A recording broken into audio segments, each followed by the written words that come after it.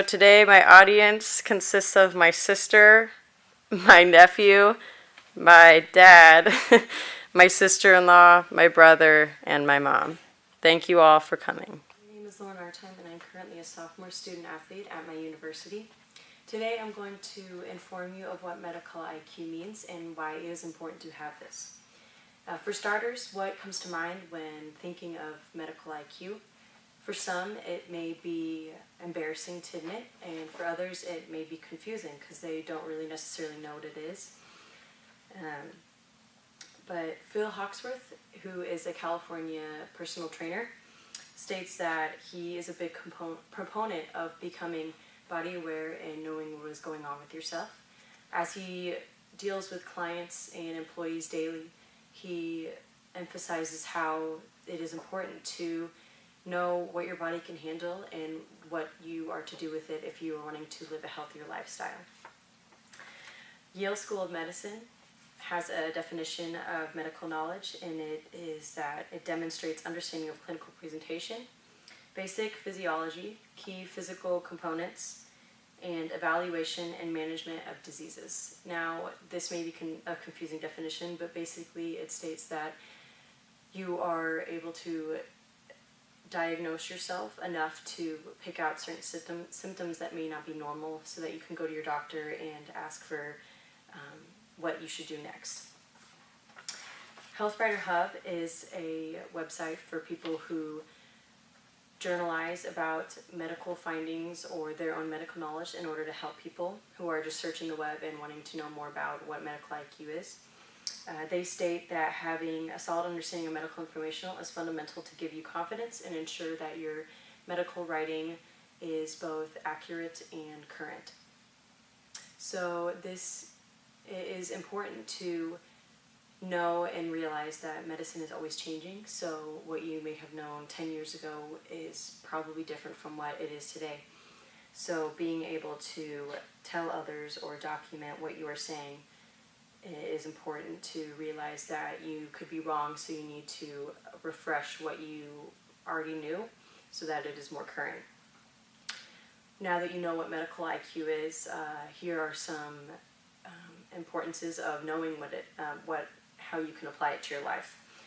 Phil Hawksworth states again that through working out, meditating, personal experimentation, and scientific testing, you are able to get back in touch with your body and act accordingly. So whether this may be eating differently or working out a certain way, you are able to hear what your body is telling you and stop or change what you're doing so that you do not injure yourself.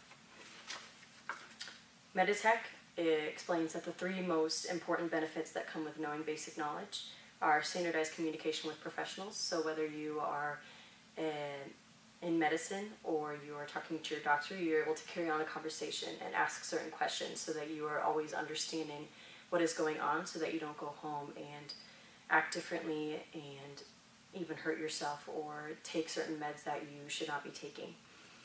The second one is easy documentation and communication. So this comes in with HealthWriter Hub. It is easier to not only know the information but to teach it to others, so that others may also understand what you understand.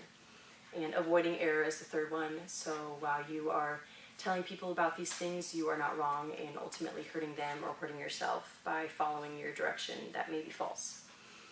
Now, while it is important to know your medical IQ as children and adults, it is very important to know as you are in college and you are a student.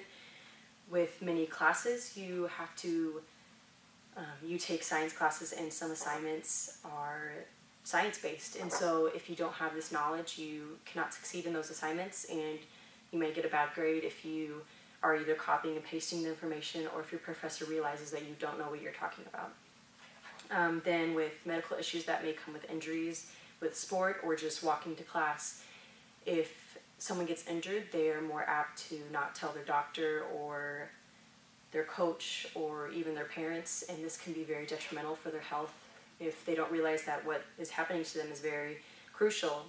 Being a student athlete, I know that if something's going on with my body, I need to tell my doctor or my coach immediately so that we can take care of it and so that it doesn't hurt me in the long run. So going back to what I said, spotting these certain symptoms, here are some symptoms of cancer. One of them includes swollen lymph nodes, or what people call swollen neck.